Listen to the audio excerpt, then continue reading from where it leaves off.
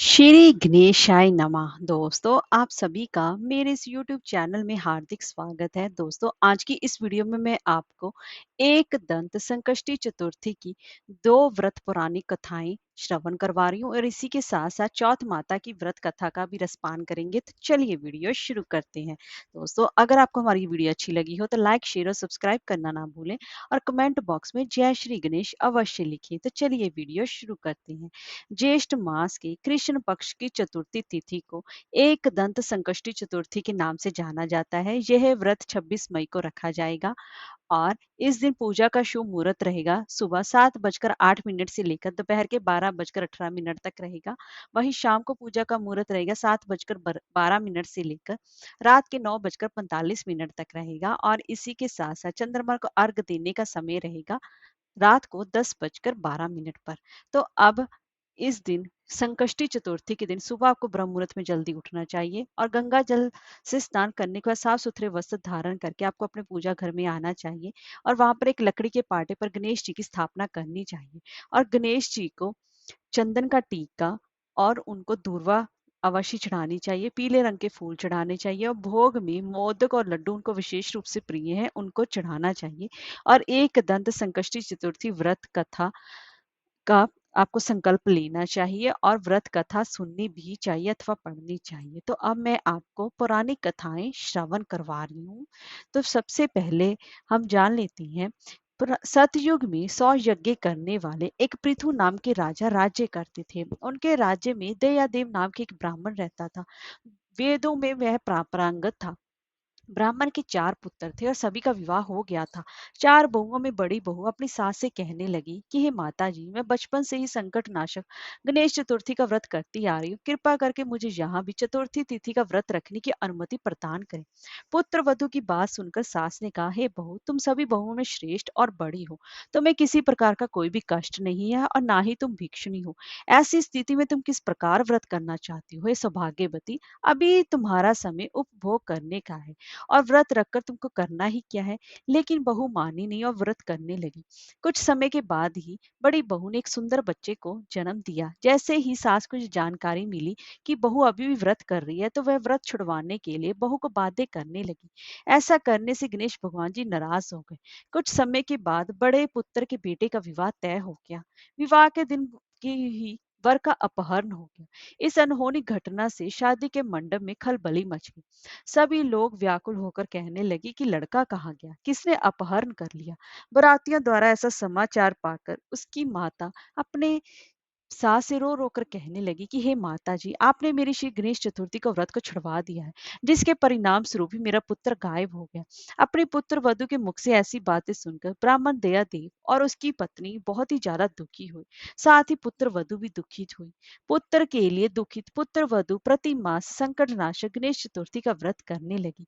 एक समय की बात है कि गणेश जी एक वेदज्ञ और दुर्बल ब्राह्मण का रूप धारण करके उसके लिए भिक्षा मांगने आई और ब्राह्मण ने कहा कि हे बेटी, मुझे भिक्षा स्वरूप इतना भोजन दो कि मेरी क्षुधा शांत हो जाए।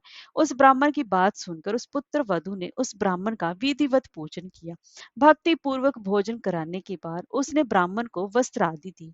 कन्या की सेवा से संतुष्ट होकर ब्राह्मण कहने लगा कि हे कल्याणी, हम तुम पर प्रसन्न हैं। तुम अपनी इच्छा के अनुकूल मुझसे जो भी वरदान चाहती हो वो प्राप्त कर लो।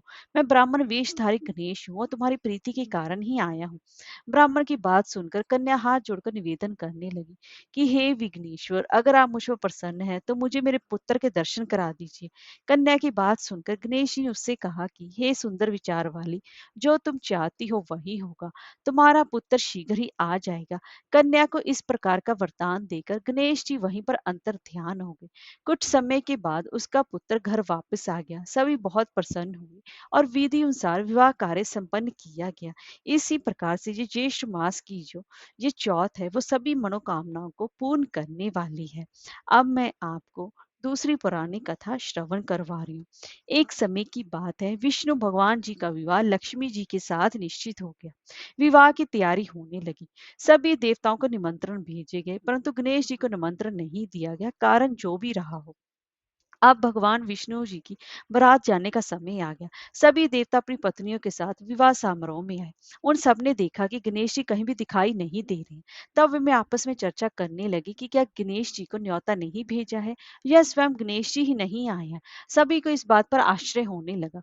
तभी सभी ने विचार किया कि विष्णु भगवान से ही इसका कारण पूछा है। विष्णु भगवान जी से पूछने पर उन्होंने कहा कि हमने गणेश जी के पिता भोलेनाथ महादेव को न्योता भेजा है। यदि गणेश जी अपने पिता के साथ आना चाहते तो आ जाते। अलग से न्योता देने की कोई भी आवश्यकता नहीं थी। दूसरी बात ये है कि उनको सवा मन मूंग, सवा मन चावल, सवा मन घी और सवा मन लड्डू का भोजन दिन भर में चाहिए। यदि गणेश जी नहीं आएंगे तो अब भी कोई बात नहीं। दूसरे के घर जाकर इतना सारा खाना पीना अच्छा भी नहीं लगता। इतनी वार्ता कर ही रहे थे कि किसी एक ने सुझाव दिया कि यदि गणेश जी आ भी जाएं तो उनको द्वारपाल बनाकर बैठा देंगे कि आप घर की याद रखना। आप तो चाहे चूहे पर भी बैठकर धीरे धीरे चलोगे तो बारात से पीछे रह जाओगे। ये सुझाव भी सबको पसंद आ गया तो विष्णु भगवान जी ने अपनी सहमति दे दी। होना क्या था कि इतने में गणेश जी वहां आ पहुंचे और उन्हें समझा बुझाकर घर की रखवाली करने को बिठा दिया गया। बारात चल दी। तब नारद जी ने देखा कि गणेश जी तो दरवाजे पर ही बैठे हुए हैं। तो वे गणेश जी के पास गए और रुकने का कारण पूछा। गणेश जी कहने लगे कि विष्णु भगवान जी ने मेरा बहुत अपमान किया है। नारद जी ने कहा कि आप अपनी मूषक सेना को आगे भेज दें तो वह रास्ता खोद देगी, जिससे कि उनके वाहन धरती में धंस जाएंगे। तब आपको सम्मान पूर्वक बुलाना पड़ेगा। अब तो गणेश जी ने अपनी मूषक सेना जल्दी से आगे भेज दी और सेना ने सारी जमीन पोली कर दी। जब बारात वहां से निकली तो रथों के पहिए धरती में धस गए। लाख कोशिश करे परंतु पहिए नहीं निकले। सभी ने अपने अपने उपाय किए परंतु पहिए तो नहीं निकले बल्कि जगह जगह से टूट गए। किसी के समझ में नहीं आ रहा था कि अब क्या किया जाए। तब तो नारद जी ने कहा कि आप लोगों ने गणेश जी का अपमान करके अच्छा नहीं किया। यदि उन्हें मनाकर लाया जाए तो आपका कार्य सिद्ध हो सकता है और यह संकट भी टल सकता है। शंकर भगवान जी ने अपने दूत नंदी को भेजा और वह गणेश जी को लेकर आए। गणेश जी का आदर सम्मान के साथ पूजन किया। तब कहीं जाकर रथ के पहिए निकले। अब रथ के पहिए निकल तो गए परंतु वह जगह जगह से टूट फूट गए। तो उन्हें सुधारे कौन। पास ही के खेत में एक खाती काम कर रहा था, उसे बुलाया गया। खाती अपना कार्य करने के पहले श्री गणेशाय नमः कहकर गणेश जी की वंदना मन ही मन करने लगा। देखते ही देखते खाती ने सभी पहियों को ठीक कर दिया। तब खाती कहने लगा कि हे देवताओं, आपने सर्वप्रथम गणेश जी को नहीं मनाया होगा और ना ही उनकी पूजन की होगी, इसीलिए तो आपके साथ ये संकट आया है। हम तो मूर्ख ज्ञानी हैं, फिर भी पहले गणेश जी को पूजते हैं, उनका ध्यान करते हैं। आप लोग तो देवता गण हैं, फिर भी आप गणेश जी को कैसे भूल गए। अब आप लोग भगवान श्री गणेश जी की जय बोलकर जाइए तो आपके सब काम बन जाएंगे और कोई संकट भी नहीं आएगा।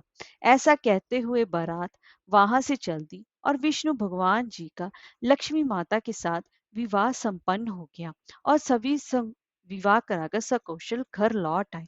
हे गणेश जी महाराज, आपने विष्णु जी के जैसे कार्य सवारे वैसे ही सभी के कार्य सिद्ध कीजिएगा। कहानी कहने वाले और सुनने वाले की सभी की मनोकामनाओं को पूर्ण कीजिएगा। अब मैं आपको चौथ माता की व्रत कथा का रसपान करा रही हूँ। एक शहर में देवरानी जेठानी रहती थी। जेठानी अमीर थी और देवरानी गरीब थी। देवरानी गणेश जी की भगत थी।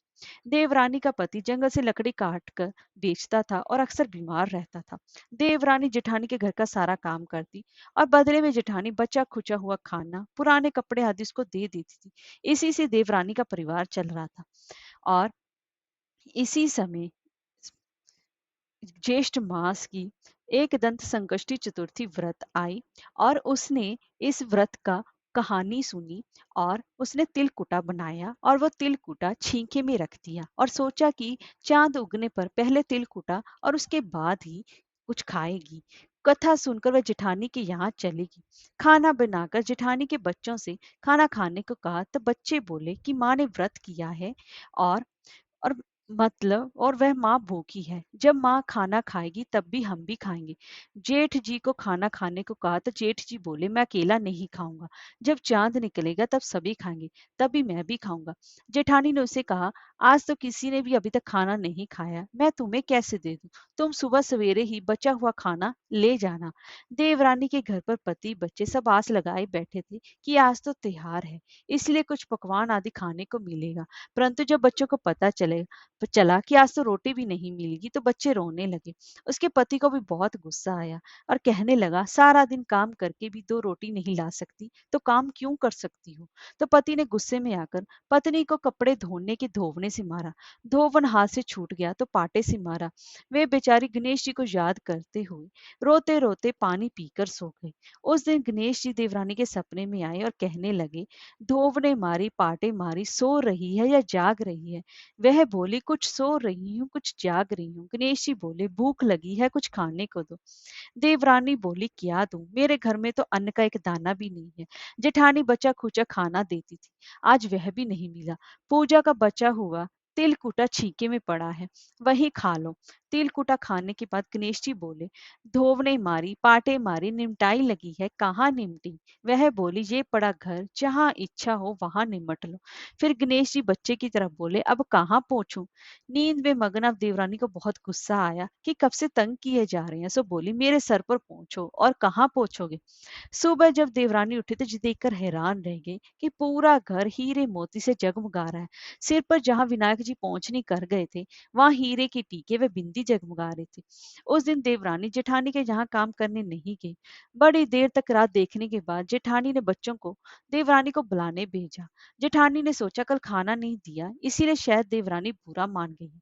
बच्चे बुलाने गए और बोले, चाची, माँ ने बुलाया है, सारा काम पड़ा है। देवरानी ने जवाब दिया, अब उसकी जरूरत नहीं है, घर में सब भरपूर है गणेश जी के आशीर्वाद से।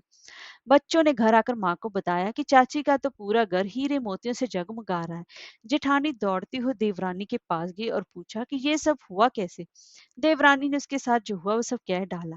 घर लौटकर जेठानी अपने पति से कहा कि आप मुझे धोने और पाटे से मारो। उसका पति बोला कि भली मानस, मैंने कभी तुम पर हाथ भी नहीं उठाया, मैं तुम्हें धोने और पाटे से कैसे मार सकता हूँ?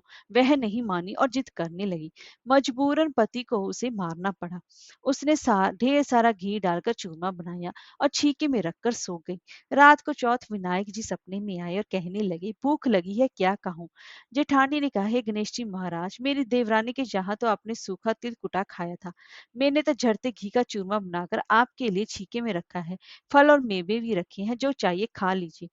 बाल स्वरूप गणेश जी बोले, अब निपटे कहाँ? जेठानी बोली, उसके यहाँ तो टूटी फूटी झोंपड़ी थी, मेरे यहाँ तो कंचन के महल हैं, जहाँ चाहे निपटो। फिर गणेश जी ने पूछा, अब पहुंचूं कहाँ? जेठानी बोली, मेरे ललाट पर बड़ी सी बिंदी लगाकर पूछ लो। धन की भूखी जेठानी सुबह सुबह जल्दी उठी, सोचा घर हीरे जवाहरात से भर चुका होगा, पर देखा तो पूरे घर में गंदगी फैली हुई थी। तेज बदबू आ रही थी और उसके सिर पर भी बहुत सी गंदगी लगी हुई थी। उसने कहा, हे गणेश जी महाराज, ये आपने क्या किया? मुझसे रूठे और देवरानी पर टूटे। जेठानी ने घर की सफाई करने की बहुत कोशिश करी, परंतु गंदगी और ज्यादा फैलती गई। जेठानी के पति को मालूम चला तो वह भी बहुत गुस्सा हुआ और बोला कि तेरे पास इतना सब कुछ था, फिर भी तेरा मन नहीं भरा। परेशान होकर चौथ के गणेश जी से मदद की विनती करने लगी। गणेश जी ने कहा, देवरानी से जलन के कारण तूने जो किया था, ये उसी का फल है। अब तू अपने मन में धन में से उसे आधा दे देगी, तभी ये सब साफ होगा। उसने आधा धन बांट लिया, किंतु मोरे की एक हांडी चूल्हे के नीचे गाड़ रखी थी। उसने सोचा किसी को भी पता नहीं चलेगा। उसने उस धन को नहीं बांटा। उसने कहा, हे श्री गणेश जी, अब तो अपना ये बिखराव समेटो। वे बोले, पहले चूल्हे के नीचे गाड़ी हुई मोरों की हांडी सहित ताक में रखी, दो सुई के भी दो हिस्से कर। इस प्रकार गजानन ने बाल स्वरूप में आकर सुई जैसी छोटी चीज का भी बंटवारा किया और अपनी माया समेटी। हे गणेश जी महाराज, जैसे आपने उस देवरानी पर कृपा की, वैसी सभी पर करना। कहानी कहने वाले और सुनने वाले और हुंकारा भरने वाले, वे सभी पर कृपा करना। लेकिन जेठानी को जैसी सजा दी वह किसी को मत देना। जय हो श्री गणेश महाराज की।